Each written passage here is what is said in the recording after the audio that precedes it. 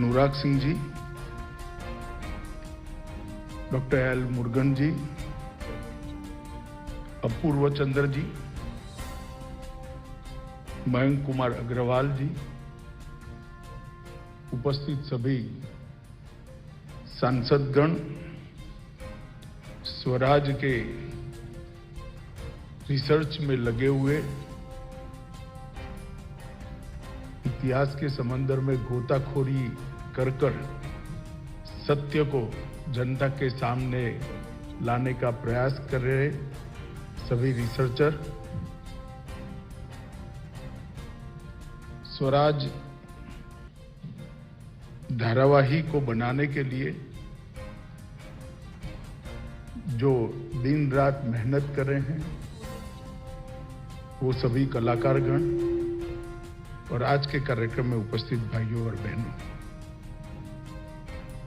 सबसे पहले तो मैं आकाशवाणी और दूरदर्शन के लिए कुछ जरूर कहना चाहता हूं। बहुत सारे निजी चैनल और निजी चैनलों के बोलबाला में हम समझ रहे हैं कि आकाशवाणी और दूरदर्शन, इसकी रिलेवेंसी क्या है, मगर मेरे मन में बहुत स्पष्टता है। पंडित जसराज जी और उस्ताद बिस्मिल्लाह खान दोनों ने मुझे बताया है निजी बातचीत में कि आकाशवाणी न होती तो हमारा तो अस्तित्व ही न होता।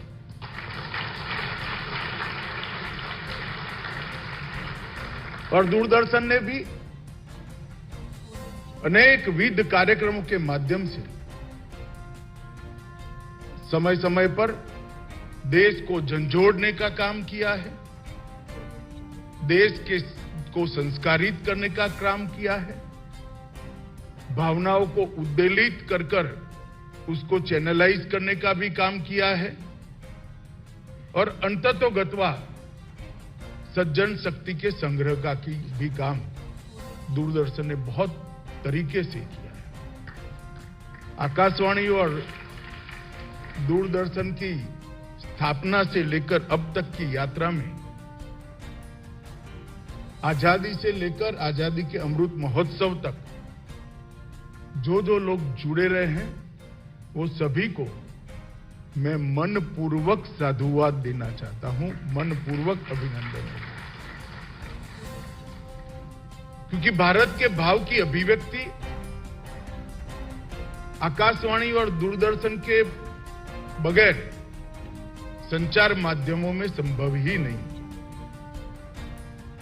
ये मेरा बहुत, आज मैं इस मंच पर खड़ा हूं, आकाशवाणी भवन में खड़ा हूं, इसलिए नहीं कह रहा, मैं मन से मानता हूं कि भारत के भाव की अभिव्यक्ति केवल और केवल आकाशवाणी और दूरदर्शन ही कर रहे हैं। मित्रों, आज हम सब एक बहुत महत्वपूर्ण कार्यक्रम में उपस्थित हुए हैं। मैं तो आभारी हूं अनुराग जी का कि उन्होंने मुझे निमंत्रित किया। शायद न करते तो भी प्रेक्षक की दीर्घा में बैठकर मैं जरूर आता, क्योंकि ये कार्यक्रम ऐसा है, इसका अपने आप में एक बहुत महत्वपूर्ण महत्व है। आजादी का अमृत महोत्सव मोदी जी के नेतृत्व में हम मना रहे हैं। देश और दुनिया में आजादी का गौरवगान कर रहे हैं।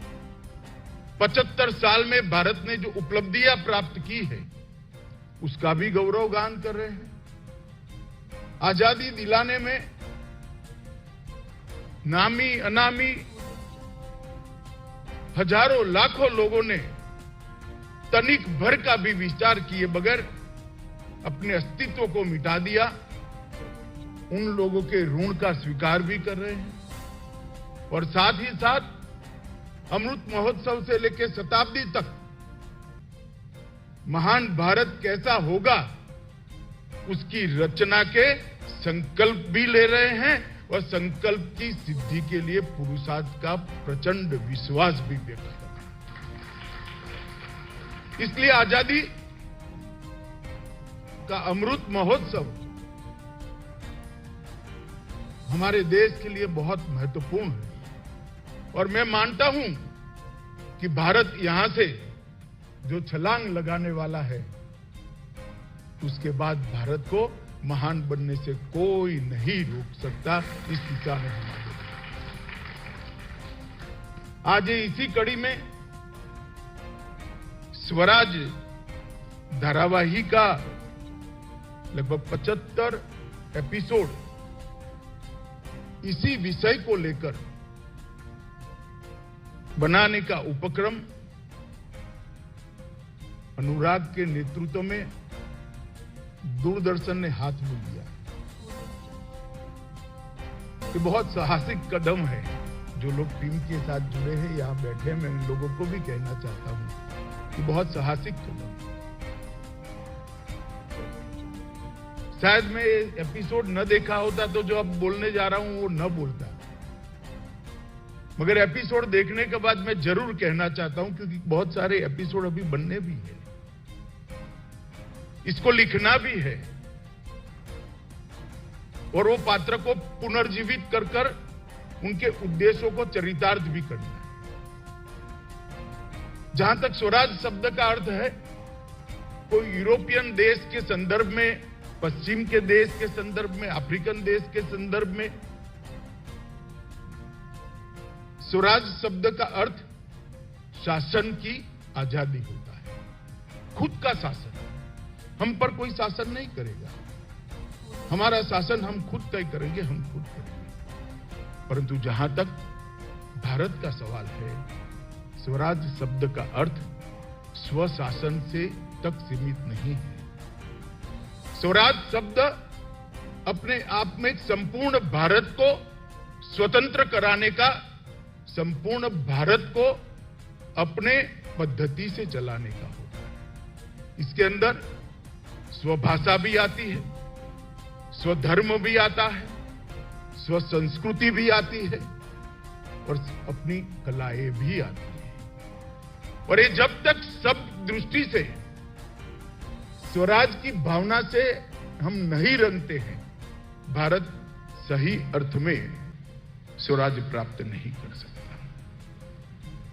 शासन तो हमारा भाई धीरा करो, क्या कर रहे हो? शासन तो हमारा 75 साल से है, अच्छा ही चला है, बहुत सारी उपलब्धियां मिली। जिस समय जो आया उन्होंने पुरुषार्थ किया है, देश को आगे बढ़ाया है, सबका सम्मान है। परंतु शताब्दी के वर्ष में हम हमारी भाषाओं को न बचा पाए तो क्या स्वराज का उद्देश्य प्राप्त होगा? क्या शताब्दी के वर्ष में हम हमारे इतिहास को आने वाली पीढ़ी तक न दे जाएं तो क्या स्वराज का उद्देश्य प्राप्त होगा? 12-13 हजार साल से एक संस्कृति का धारा प्रवाह बढ़ा है। हमें किसी एनजीओ ने संस्कृति सिखाने की जरूरत नहीं है। स्त्री का सम्मान हो, हम तो पहले से देवी मानकर चलते हैं। बच्चा घर के बाहर निकलता है, माता पिता दोनों खड़े हैं, शायद पिता के पैर नहीं छुएगा, वो मां के पैर जरूर छूकर निकलेगा। अगर हम उसको न बचा पाए तो क्या स्वराज प्राप्त कर लेंगे? हमारी संस्कृति को नहीं बचा पाए तो क्या स्वराज प्राप्त कर लेंगे?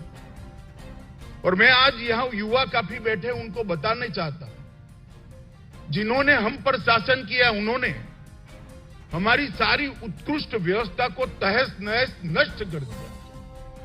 वो शासन तभी कर सकते थे जब हमारे जनमानस के अंदर एक हीन भाव लघुता ग्रंथि का निर्माण करें, क्योंकि हर क्षेत्र में हम उनसे आगे थे, उच्च मानवीय मूल्यों में भी आगे थे, शासन के मूल्यों में भी आगे थे। और संपत्ति तो इतनी थी, जब क्लाइव लॉयड पहली बार मुर्शिदाबाद जीते थे, इंग्लैंड के राजा को पत्र लिखा था कि मुर्शिदाबाद की संपत्ति 136 लंदन जितनी संपत्ति है, ऐसा शहर में आज जीतकर आपके चरण में समर्पित करता हूं। इन्होंने एक मिथक खड़ा किया कि हम अनपढ़ थे।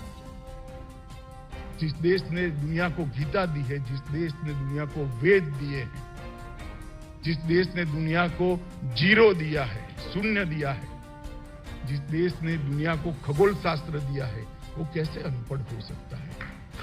कभी अनपढ़ नहीं। पढ़ाई लिखाई की अपने अनुकूल व्याख्या कर कर हमें अनपढ़ कह दिया। ये कहते थे भारत में स्त्रियों का सम्मान नहीं है। हमारे उपनिषदों ने कहा था कि जहां स्त्री खुश होती है वहीं देवों का वास होता है, अन्यथा देव रूठ कर चले जाते हैं। उन्होंने कहा हम गरीब थे, संपत्ति लूटने तो वो आए थे, राज तो बाद में करा। अगर गरीब थे तो वहां से इतने समुद्री तूफान झेलते झेलते यहां क्यों आए थे? अनेक प्रकार के हीन भाव, हमारी भाषाओं के लिए हीन भाव खड़ा किया, हमारी संस्कृति के लिए किया, हमारी शासन करने की क्षमता के लिए हीन भाव खड़ा किया। अनेक प्रकार के हीन भाव जनमानस में घर करने का काम इन्होंने किया है। और मैं मानता हूं ये स्वराज धारावाहिक का उद्देश्य हरेक हीन भाव को, हरेक लघुता ग्रंथि को, जनमानस की लघुता ग्रंथि को मूल समेत उखाड़ कर फेंक देना होना चाहिए। तभी जाकर हम स्वराज के उद्देश्यों को सिद्ध कर सकते हैं। वैसे तो मुझे भी समय देना चाहिए था, मगर मैं नहीं दे पाया, इसका मुझे आज मलाल भी है। मैं सार्वजनिक रूप से स्वीकार भी करता हूं।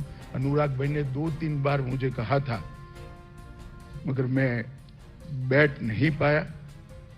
75 सप्ताह का ये स्वराज का सीरियल, यहाँ उसकी टीम बैठी है। मैं उनको कहने जा रहा हूं कि सभी भारतीय भाषाओं में अनुवादित होने वाली, सभी भारतीय भाषाओं में दिखाए जाने वाली है। अगर इस सीरियल के माध्यम से, इस एपिसोड्स के माध्यम से जनमानस का लघुता ग्रंथि दूर करने में अगर हम सफल होते हैं, तो मैं मानता हूं आजादी के अमृत महोत्सव की ये सबसे बड़ी उपलब्धि होगी। पात्र तो ऐसे ही है, मगर पात्र को संवाद लिखने वाले, इसका चित्रण करने वाले, इसको दिग्दर्शन करने वाले अगर स्पष्टता के साथ भावों को रखते हैं, तो मुझे लगता है मन बदलने में हम कहां थे, कितने बड़े थे।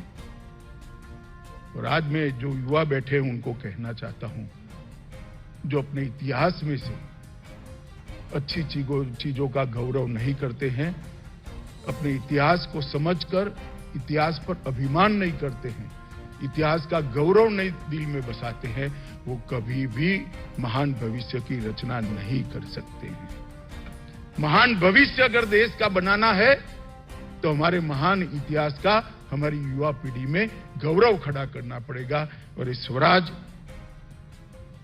को गौरव खड़ा करने की प्रक्रिया है। यहां पर रानी अबक्का, बक्सी जगबंधु, तिरोध सिंह, सिद्धो कान्हो, शिवप्पा नायक, कान्होजी आंग्रे, तिलका माझी, कई सारे ऐसे लोग